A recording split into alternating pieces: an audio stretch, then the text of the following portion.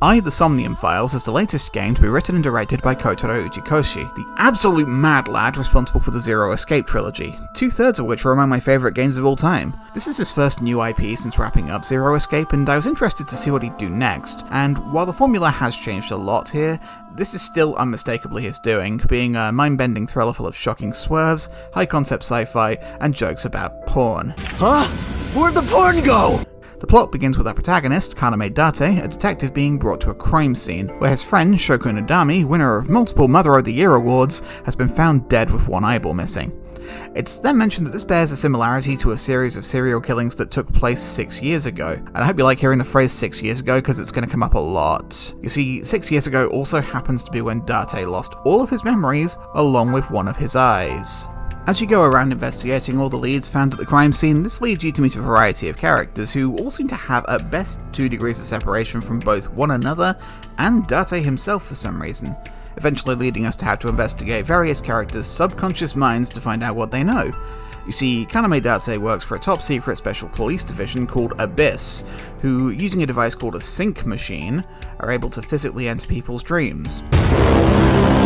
Or their somnium, which virtually always have something to do with the case at hand because, look, we had to advance the plot somehow, okay? Whilst The Somnium Files is largely a visual novel, the Somnium sections are the most gameplay-intensive part of it. These parts are made up of a fairly solid set of puzzle game mechanics, with you having to navigate to an ending within a set time limit, usually with 2 possible endings that you could navigate to, leading to multiple branching story paths.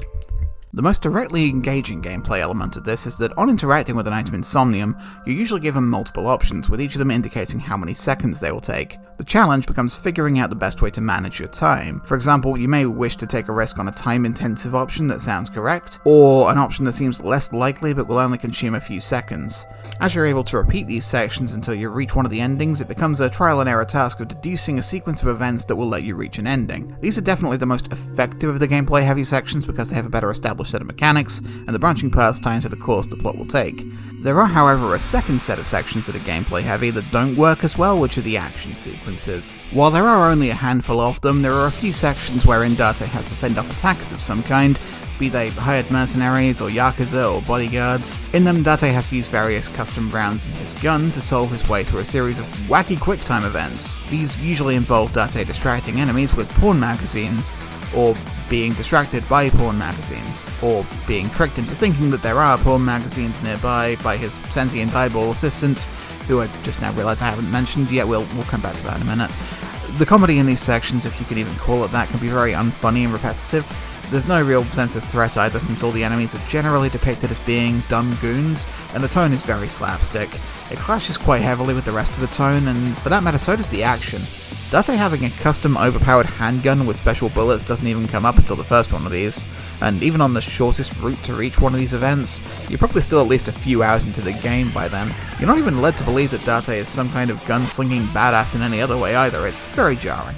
The repetitive comedy isn't at all exclusive to these scenes, although it's a lot less intrusive and jarring elsewhere in the story, and as repetitive as some of it is, there's a lot of good comedy here as well. A lot of sex jokes are in this, even beyond the ones about porn, so your mileage may vary on whether or not that works for you, but a lot of them were hilarious to me. It helps that despite the sexual nature of a lot of the comedy, it isn't exploitative the way that a lot of risque Japanese humor tends to be, which is to say it's not being done at the expense of someone being groped or flashed or peeped on or whatever. And with that caveat out of the way, I love a lot of the humor in this game. The dialogue is very quippy, but it's less of the modern Hollywood every line must be quotable variety, and more just fun character interaction that comes about organically. Most of the cast have really good chemistry with each other, so no matter which characters are in the room, there's always opportunities for some golden banter. It also helps that the English dub for this game is fucking exceptional, and every actor in it has great comic delivery. You think it's true that a tanuki's ball sack can stretch up to 10 square feet? Yeah, I wouldn't know. I enjoy most of the characters in Somnium Files a lot, Date especially, but also a lot of the supporting cast. It takes the usual genre convention of whatever this genre is called, wherein the main character has a young girl as their sidekick, and it fucking triples it. Boom! You got a girl, you got another girl, you got this girl who is also your eyeball. See, I told you I'd come back to that one. Everything's connected. Yeah, so where Date's missing eye is, he has an AI companion called Iba who helps him with the investigation, who is able to project herself in Date's vision as a young humanoid anime girl. She primarily assists by looking things up and calling people's phones whilst recording everything that Date says or does. It's like if Alexa were a tsundere. Also, I really appreciate that we have 3 canon LGBTQ characters in this, admittedly with varying levels of what could be called good representation, but despite some questionable elements of Mama's character, I really do appreciate the inclusion of a trans feminine non-binary character. There's even a couple of other characters who are implied might be LGBTQ, although I'm pretty sure that transcoding Iris was accidental. Regardless, there's really no doubt that the representation in this game is done with the best of intentions, and I really appreciate that. Also, while I was planning this video, Uchikoshi put up a poll on Twitter to decide whether or not Snake, no not that one, aka Light, no not that one, from the Zero Escape games was gay, and as a result, Snake is now homosexual by way of majority vote! I love democracy. Speaking of Zero Escape, going into talking about the plot of either Somnium Files, I am going to have to make some comparisons between the two. I won't be spoiling either of them, but it is necessary to discuss it. The Zero Escape games have a very immediate hook. You always know roughly what the end goal is very early on, although the specifics of that can change dramatically. Somnium Files, on the other hand, is much more of a slow burn with steadily building tension. The knowledge that there is a traitor among us in Zero Escape makes the tension much more immediate, but there's no immediately visible mortal threat to all the cast here, and as such it can be a lot more laid back. This, alongside it being more explicitly about solving a murder mystery than Zero Escape, makes the tone feel a lot less Zero Escape and more Ace Attorney, with you searching for clues, talking to witnesses for leads, and interrogating suspects. And on the other hand, while it is a slow burn, it absolutely delivers on the complex web of sci-fi mindfuck that Zero Escape excels at. So much of the information that you get in some routes seems completely at odds with what you find out in others. The routes can diverge massively, but the decisions that you make as a result of your Somnium path choices don't tend to be huge, yet with your actions being the only variable from one route to another, it is mind-bending to try and figure out what the hell you did that caused all of these massive changes. The pacing varies heavily from route to route as well. I ended up on the Iris route first, which general consensus seems is not the recommended order,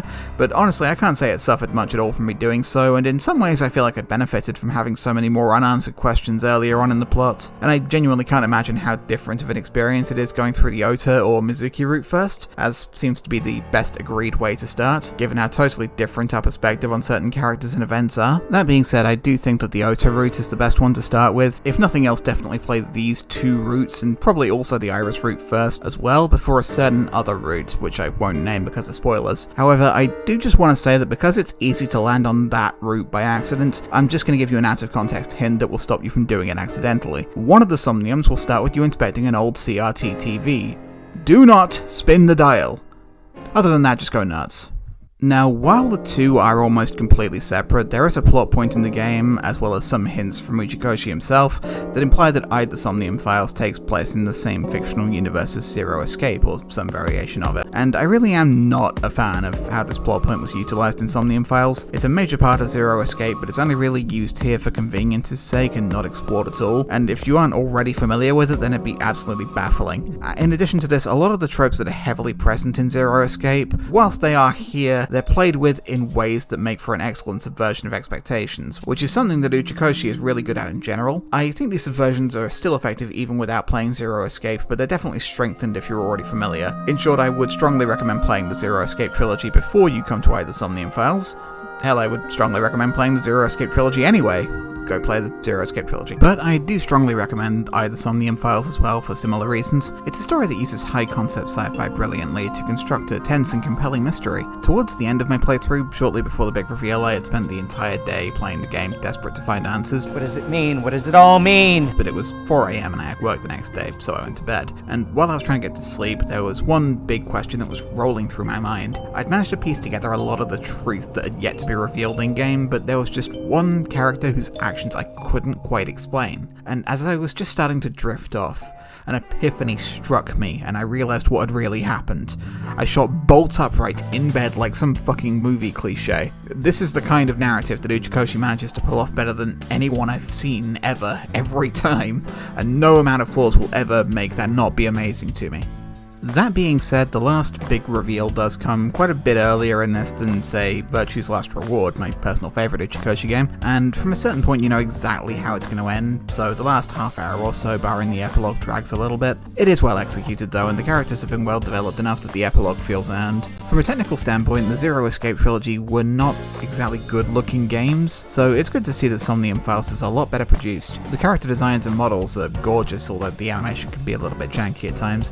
It's not exactly AAA, but it's a good looking game for the most part, and the soundtrack's absolutely killer as well. My only big complaint on the technical side of things is that the game has really bad load times.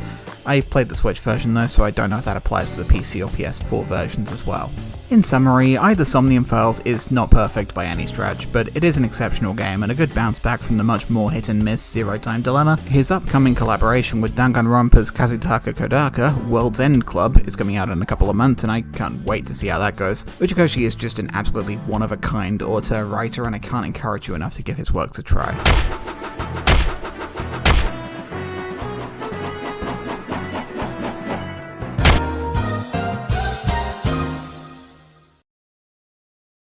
So that was my review of I, the Somnium Files. I've had some big equipment issues that I'm still kind of sorting out, so there was a slightly bigger gap than I hoped between videos, and I've had to reshuffle the order that I work on some of them. I'll get into it in the next video if it's not sorted out by then, but I should have some more video review / essay / analysis style content up soon, as well as some other stuff.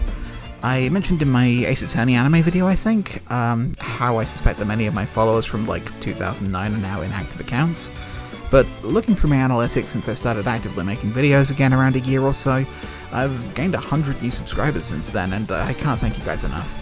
2020 wasn't exactly a good year for anyone, and now it's coming off the back of an especially terrible 2019 for me personally, so this has been a real bright spot for me.